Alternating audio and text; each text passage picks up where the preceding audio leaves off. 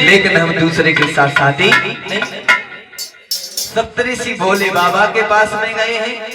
भोले बाबा शादी के लिए मजबूर हुए और जब भोले बाबा शादी के लिए मजबूर हुए तो उसी समय भोले बाबा ने विचार किया कि भाई शादी के लिए तो कुछ आवश्यकताएं भी पड़ेंगी, दूल्हा बनना पड़ेगा।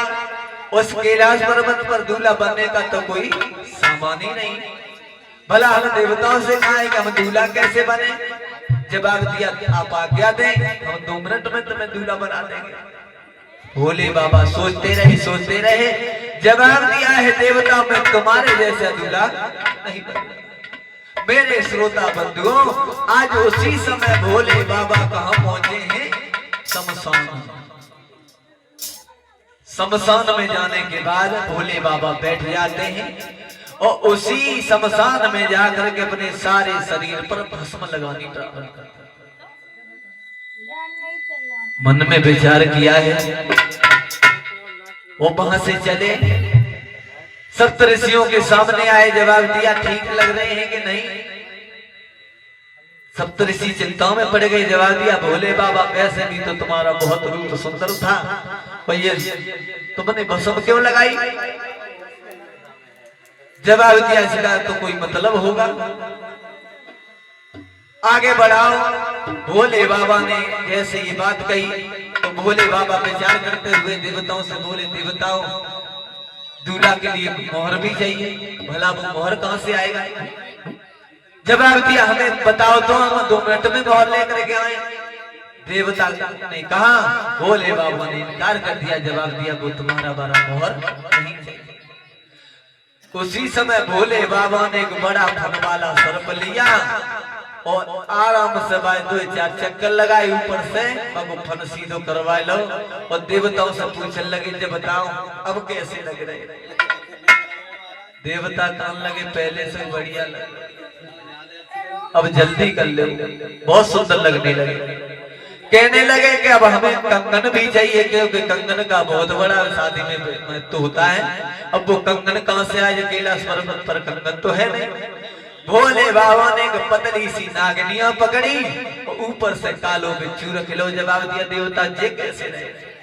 देवता कान लगे थे बहुत बढ़िया रहे, बहुत सुंदर दूल्हा बने, बहुत जल्दी करो महाराज, बहुत सुंदर लग रहे। अब तो इस तरह से भोले बाबा दूल्हा बन करके तैयार खड़े हो गए। लेकिन भक्तों विचार करना, यहाँ पर हमें भोले बाबा ने संकेत दिया, समझने की बात है।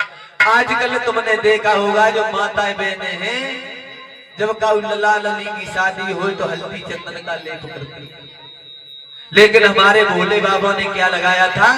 भस्म।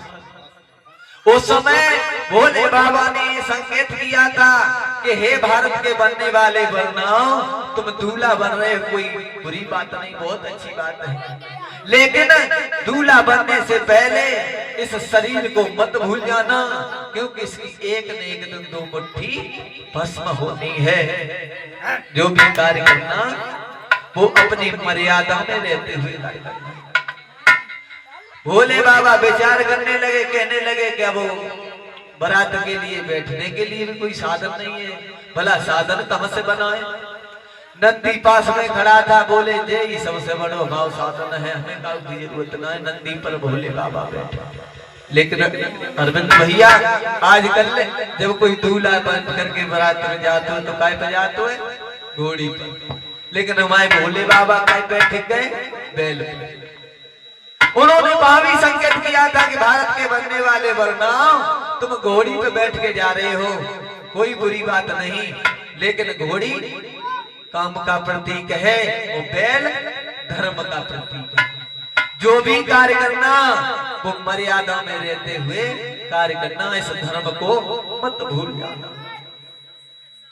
आज इस तरह से दूल्हा बनने के बाद चले तैयारी भई, लेकिन उधर देखा है पर्वत पर मंगल मुखियों ने एकदम से दौड़ लगाई और देवताओं की रास्ता रोक करके खड़ी हो गई और जवाब देने लगी, ये देवताओं हमारे भोले बाबा को लिए जा रहे हो, लेकिन एक बात ध्यान रखना,